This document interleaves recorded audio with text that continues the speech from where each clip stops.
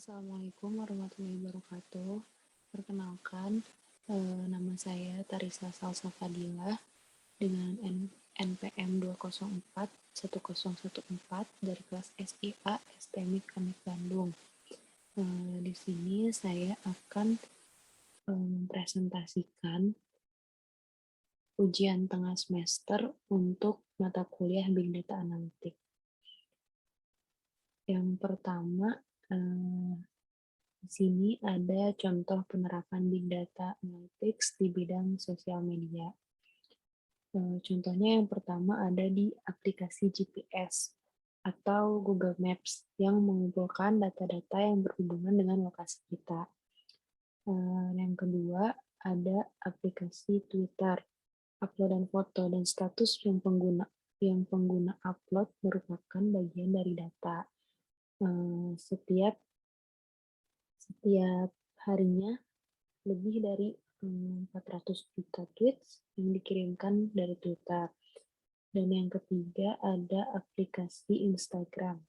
Aplikasi Instagram menampung data setiap hari dengan ukuran yang besar. Untuk mengatasinya, maka digunakan big data yang memiliki performa yang baik dalam penanganan data dengan skala besar.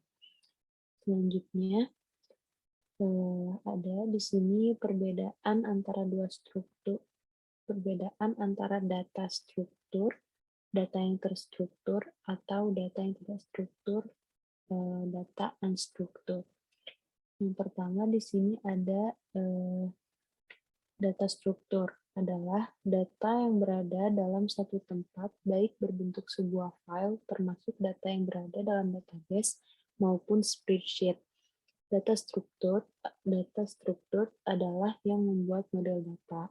Contohnya, di sini ada data sensor, data penjualan pada suatu perusahaan, data karyawan dalam database perusahaan dengan detail yang terstruktur seperti detail data diri karyawan, posisi pekerjaan, gaji, dan lainnya ditampilkan secara terorganisir. Data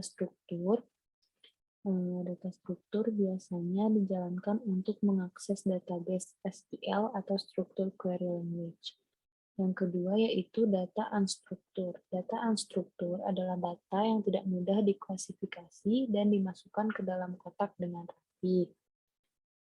Contohnya, ini ada foto, gambar grafis, streaming, instrumen data, web page, PDF, PowerPoint presentation, content blog.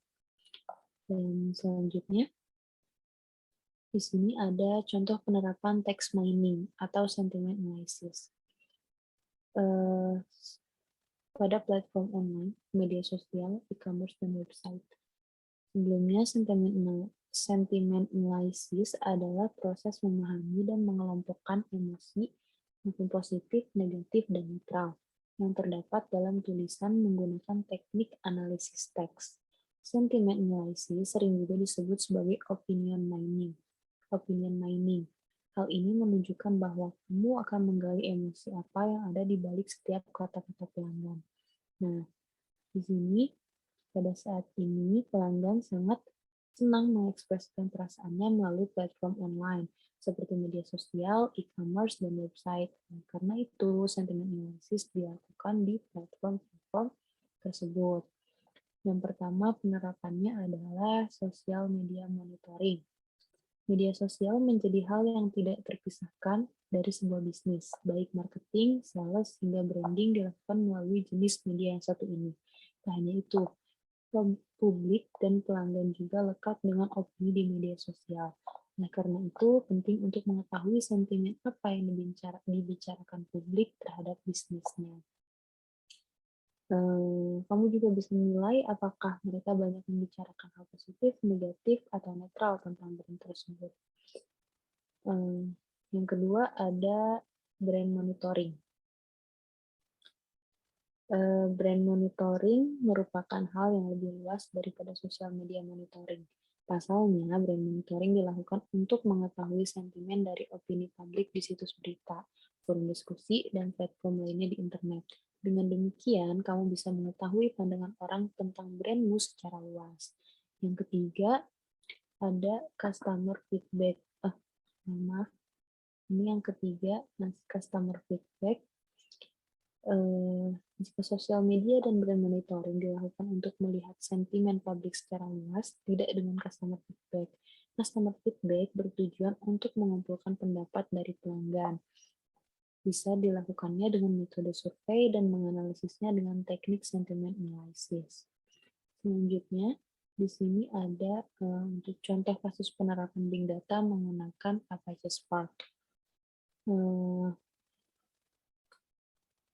Teknologi Big Data memiliki 3 ciri utama, yaitu volume, kecepatan tinggi, dan kompleks. Pengolahan Big Data bukanlah hal yang mudah karena harus diolah secara real-time.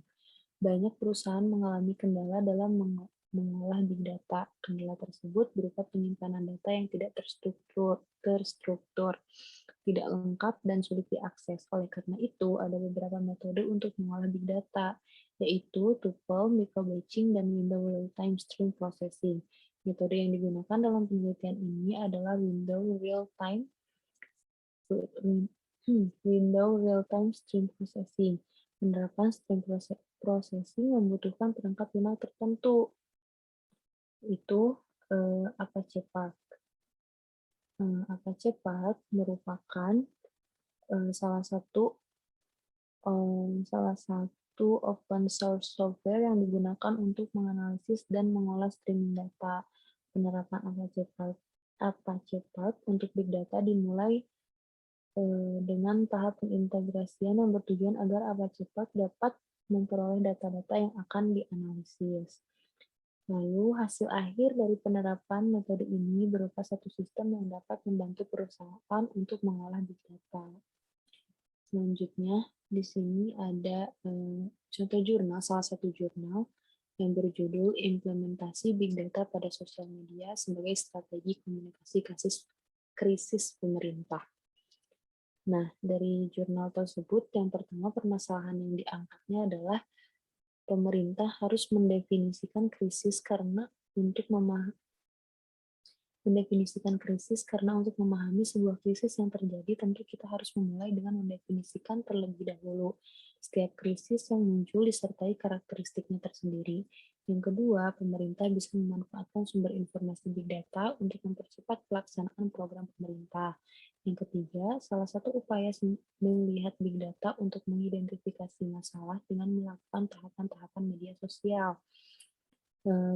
Di era kemajuan teknologi komunikasi dan informasi saat ini, keberadaan media sosial sudah tak bisa dipisahkan lagi dari aktivitas masyarakat dunia. Lalu yang kedua, dari jurnal tersebut, metode yang digunakan untuk menyelesaikan masalahnya adalah melakukan penelitian dilakukan menggunakan pendekatan kualitatif dengan teknik pengumpulan data melalui studi literatur. Studi literatur adalah kajian literatur dengan memakai pendekatan konseptual tradisional. Kajian literatur merupakan sebuah produk tulisan yang mengupas sebuah topik atau hasil penelitian yang telah dipublikasikan tanpa ada gambaran metode ilmiah. Setidaknya ada dua pendekatan dalam menulis kajian literatur, pendekatan tradisional dan pendekatan sistematik. Penelitian dilakukan dengan analisis deskriptif, yaitu dengan menguraikan secara teratur data primer yang dihasilkan untuk kemudian diberikan penjelasan serta pemahaman untuk sehingga bisa dipahami. Data primer dalam kajian literatur adalah jurnal-jurnal yang terkait dengan topik yang penulis kaji dan beberapa pemberitaan di internet.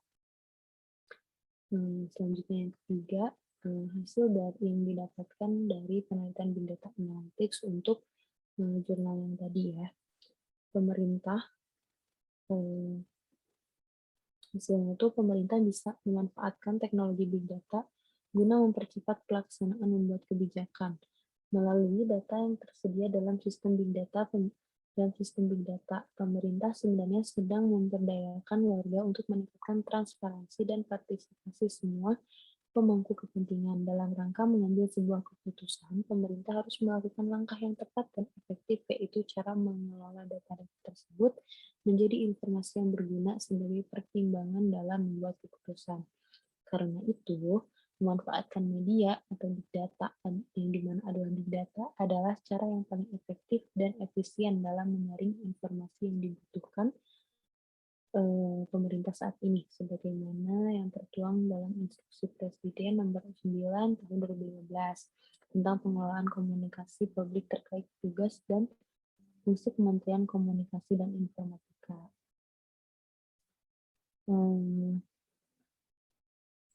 Selanjutnya, ini pengelolaan data yang beragam dengan jumlah yang sangat besar membutuhkan suatu cara yang efektif untuk mengolahnya, terlebih jika informasi yang dihasilkan dari data tersebut dibutuhkan untuk membuat sebuah keputusan bagi pemangku kebijakan.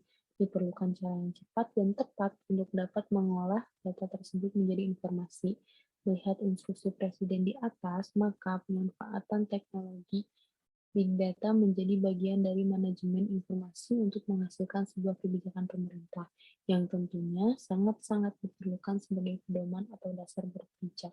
Prinsipnya Big Data dapat mengelola data yang sangat banyak dalam waktu singkat, dan sudah seharusnya diinformasikan oleh berbagai organisasi, baik oleh organisasi pemerintah, swasta, khususnya pada bagian media monitoring. Setiap organisasi karena dapat membuat user yang berkepentingan dalam membuat keputusan melalui implementasi pemanfaatan Big Data.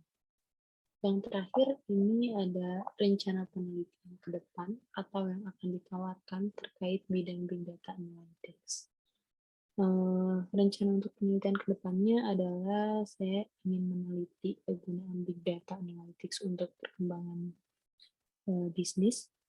Alasannya adalah karena salah satu fungsi Big Data Analytics untuk perkembangan bisnis adalah membuat manajemen untuk membuat keputusan yang lebih baik. Big Data Analytics di sini berperan sebagai penasehat perencanaan strategis dari perusahaan. Big Data Analytics akan membantu manajemen dan staf untuk meningkatkan kemampuan analitis dan keterampilan pengambil keputusan. Selain membantu mengambil keputusan, Big Data Analytics juga dapat mengidentifikasi tren pasar. Fungsi lain dari Big Data Analytics adalah membantu proses perekrutan bibit unggul yang dapat membantu meningkatkan performa bisnis. Mungkin sekian dari saya. Mohon maaf apabila masih banyak kurang-kurang, mohon maaf apabila ada pemilihan kata yang kurang tepat, ada penjelasan yang tidak lengkap. Saya hanya bisa menyampaikan sebegitu. Terima kasih atas perhatiannya. Wassalamualaikum warahmatullahi wabarakatuh.